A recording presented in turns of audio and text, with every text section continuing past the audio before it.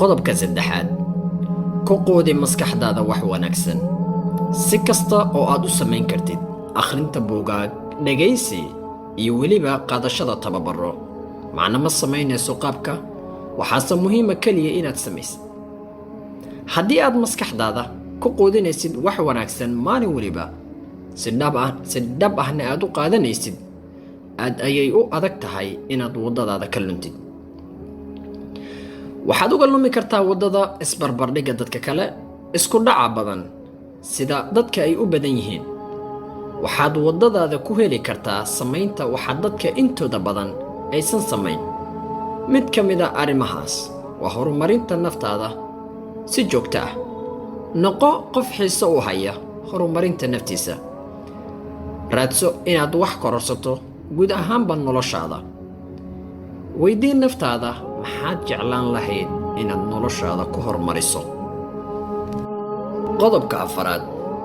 dhaqaaq saynisyahanada ayaa sheegaya in jimicsiga oo yareeyo murugada korna u qaado farxadda qofka marka xiga ee aad waddadaada gafto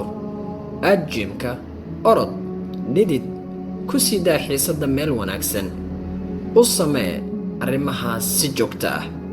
qaabdhismaadka jirkaaga iyo weliba habistaaggaaga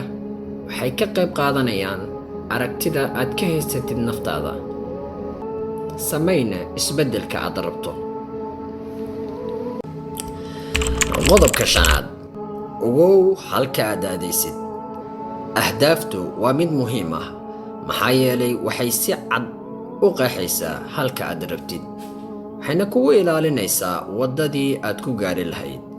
saynisyahanada iyo weliba caqliga saliimka ah waxay sheegayaan kuwa dejiya yoolal cayiman oo si cad loo qeexay ayaa uga dhow xaqiijinta noloshooda kuwa aan lahayn wax yool ah waa kuwan dhowr sir oo ku saabsan dejinta ahdaaf ugu horrayn ha kuu caddaato waxa aad rabto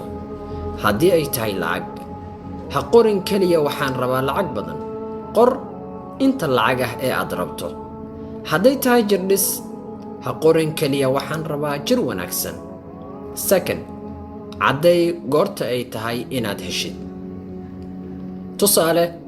waxaan samayn doonaa $1,000 soddonka December 2021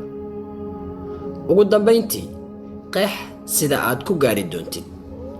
waxaan samayn doonaa $1,000 soddonka December 2021 anigoo samaynaya x si aan u sameeyana waxaan u baahanahay inaan barto y kuna sii dhammaystir z caddaynta ay tahay inaad haysatid waxaad u baahan tahay iyo qeexidda sidaad ku helaysid iyo weliba